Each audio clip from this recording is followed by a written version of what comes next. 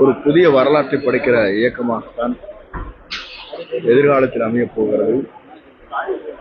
குறிப்பாக ஒவ்வொரு கட்சியை சார்ந்தும் ஒவ்வொரு கருத்துக்களை வெளிப்படுத்துகிறார்கள். இப்போது மக்களுடைய நிலை என்ன இருக்கிறது என்பதை களத்திலே தான் காண வேண்டும். நேற்று தினம் 2 நிகழ்ச்சியை நான் கலந்து கொண்டேன். ஆர்ப்பரித்து வருகிற மக்கள் அலை, வரவேற்பு கொடுக்கின்ற இளைஞர் இளம்பெண்களுடைய நிலை, இதை காணுகிற போது முதலிடம் 2வது இடம் என்பது அல்ல, உலகத்திலே செல்வாக்கு மிக்க யார் என்பதை ஆய்வு ஒன்று நடைபெற்றிருக்கிறது. அதிலே பார்க்கின்ற போது முதலிடத்தை பெறுபவர் தமிழக வெற்றி கழகத்தினுடைய தலைவர் வெற்றி தளபதி தான் என்பதை புள்ளிவிவரங்கள் சொல்லிக் கொண்டிருக்கிறது. 2வது இடம்தான் பாரத பிரதமர் என்பதும், 3வது இடம் என்பது நம்முடைய முன்னாள் முதலமைச்சர் ஆந்திரா அவர்களும், 4வது இடத்தை இன்றைய துணை முதலமைச்சர் தான் இடம்பெற்றிருக்கிறார் என்ற புள்ளிவிவரம் கொடுக்கப்பட்டிருக்கிறது. இதையெல்லாம் பார்த்ததற்கு பிறகு ஏன் தமிழக வெற்றி கழகத்தை எல்லோரும் கூர்ந்து கவனித்துக் கொண்டிருக்கிறார் சொன்னால், முதலிடத்திலே வந்து கொண்டிருக்கிறது, அடுத்த முதல்வர் அவர்தான் என்பதை காலம் பதில் சொல்ல இருக்கிறது. ஆகவேதான் எல்லோரும் இதற்கான கருத்துக்களை சொல்லிக் கொண்டிருக்கிறார்கள். ஒன்றைய முடத்தை சொல்ல விரும்புகிறேன். 1.5 மாத காலத்திற்கு முன்னால் துணை முதலமைச்சர் உதயநிதி ஸ்டாலின் அவர்கள் சொல்லுகிற போது, இவரே 100 ஆண்டு காலம் பொதுச் செயலாளராக இருந்தால் எங்கள் பணிகளை நிறைவேற்றுவதற்கு சுலபமாக இருக்கும் என்று சொன்னார். அப்படி என்றால் இருவரும் ஒன்றாகத்தான் இருக்கிறார் என்ற பொருள்தான் இருக்கிறதே தவிர முதலிடம் 2வது இடம் என்பது அல்ல. இதை காட்ட ஒன்றைய கூட்டத்திலே சொல்ல விரும்புகிறேன். 20 ஆண்டு காலம் காங்கிரஸ், 30 ஆண்டு காலம் ஆட்சியில் இருந்தார்கள். அதற்கு பிறகு திராவிட முன்னேற்ற கழகம் ஆண்டு கொண்டிருக்கிற போது புரட்சித் தலைவர் அவர்கள் வெளியே வந்தவுடன் அவர்தான் தமிழ்நாட்டின் நிரந்தர முதலமைச்சர் என்ற வரலாற்றை படைத்தார். அதே நிலைதான் நம்முடைய வெற்றி கழகத்துடைய தலைவர் எல்லோரும் சொல்வதைப் போல அல்ல. நான் நேற்றைய தினம் மட்டுமல்ல, ஈரோடு நிகழ்ச்சியிலே பார்க்கின்ற போது,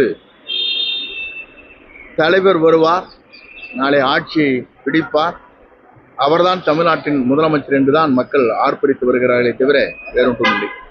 இது தமிழக வெற்றி கழகம் ஆக்கப்பூர்வ கட்சியாகவே இல்லை, ரசிகர் மன்றமாகவே தான் இருக்கு. ஒவ்வொருவரும் ஒரு கருத்துக்களை சொல்கிறார்கள். அந்த கருத்திற்கெல்லாம் நாம் பதில் சொல்வது சரியாக இருக்காது.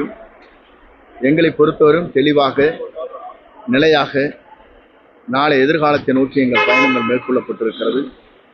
ஒரு நல்லவர் தமிழ்நாட்டில் முதலமைச்சராக வர வேண்டும் என்பதுதான். அப்படி என்றால் நீங்கள் கேட்கக்கூடும், புரட்சித் தலைவர் அம்மா இல்லையா என்று கேட்கக்கூடும். அவர்களுக்கு பிறகு இந்த நிலை உருவாக்கப்பட்டிருக்கிறது. 2 கட்சியும் வேண்டாம், புதிய ஒரு முகம் தேவை என்பதுதான் தமிழ்நாட்டுடைய இளைஞர்கள், இளம்பெண்கள், பெண்களும் சொல்லிக் கொண்டிருக்கிறார். குறிப்பாக உங்கள்கிட்ட கேட்டால் உங்கள் இல்லங்களிலே கூட தெரியும். உங்கள் குழந்தைய சொல்லிட்டு இருப்பாங்க, அப்பா இந்த முறை எங்களுக்கு கண்டிப்பாக விஜய்க்கு ஓட்டு போடணும்னு சொல்லியிருக்காங்க இல்லையா, உங்கள் வீட்டில் எல்லாம் சொல்கிறாங்க இல்லையா, ஒன்றும் பேச மாட்டேங்கிறீங்க, உண்மைதானே? அப்படி இருக்கிற போது மற்ற ஒரு கருத்திற்கு பதில் சொல்வது சரியாக இருக்காது. இப்போ இந்த ஜனநாயகன் படத்துக்கும் பராசக்திக்கும் ஒரு இது சொல்றதுக்காக தியேட்டர் கிடைக்கல அப்படிங்கிற மாதிரி. பொதுவாக ஒவ்வொரு திரைப்படத்தை வெளியிடுகிற போது வளர்ந்து வருகிற இயக்கத்திற்கு இது போன்ற தடைகள் வரத்தான் செய்யும்.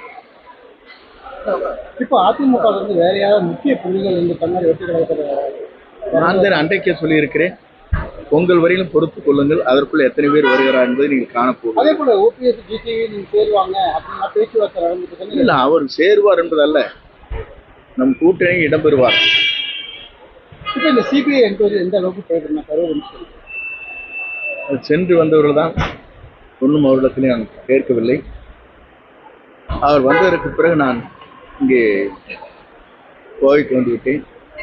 ஆகவே என்ன நிலை என்பதை அவருக்கு அறிந்துதான் சொல்ல வேண்டும். இப்போ இந்த ஜனநாயகன் படம் பாடல் இசைவீட்டில் வந்து மலேசியாவில் பண்ணாங்க, அந்த பாதுகாப்பு நல்லா இருந்ததுங்க. தமிழ்நாட்டில் அடுத்த கட்ட பொறுப்பு பொதுவாகவே உலக வரலாற்றில் மலேசியா மண்ணில் இவருடைய கேசட் வெளியீட்டு விழா என்பது ஒரு வரலாறு படைக்கப்பட்டிருக்கிறது. குறிப்பாக பாரத பிரதமர் குடியரசுத் தலைவருக்கு மட்டும்தான் விமான நிலையத்திலிருந்து பாதுகாப்பு அளித்து சாலையிலே ரோட் ஷோ என்பார்களே, அது நடைபெற்றது முதல் முறையாக மலேசியா நடைபெற்றது. மலேசிய மண்ணில் 1,00,000 பேர் அங்கே இந்த நிகழ்ச்சிக்கு வந்தார்கள். மலேசியாவில் எப்போதுமே இட நெருக்கடி என்று சொல்ல இயலாது.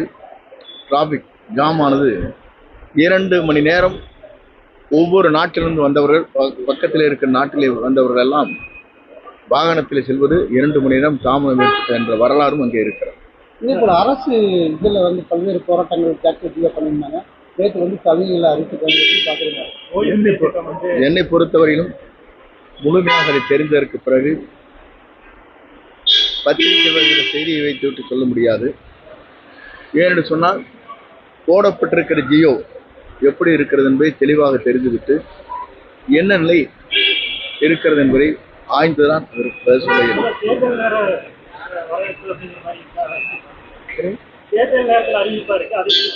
மொத்தத்திலே இது தேர்தல் அறிவிப்பு தான். அந்த பல்வேறு கட்சிகள் வந்து தேர்தல் வாக்குறுதியை வந்து ரெடி பண்ணிட்டு இருக்காங்க. தமிழக வெற்றி கழக தேர்தல் வாக்குறுதி எப்படி ஒரு சிறந்து பாருங்க. ஜனநாயக ட்ரெய்லர் பார்த்தீங்கன்னா மிக எழுச்சியாக இருந்தது. அது ஒரு பெரிய மாற்றத்தை உருவாக்கும். தான் வந்து சினிமா இதில் கடைசி படம் அப்படிங்கும்போது அரசியல் சார்ந்த விஷயங்கள் எந்த அளவுக்கு எதிர்பார்க்கலாம்? திரைப்படம் வெளிவந்ததற்கு பிறகு மக்களே வியக்கத்தக்க அளவுக்கு இருக்கும். ஓகே.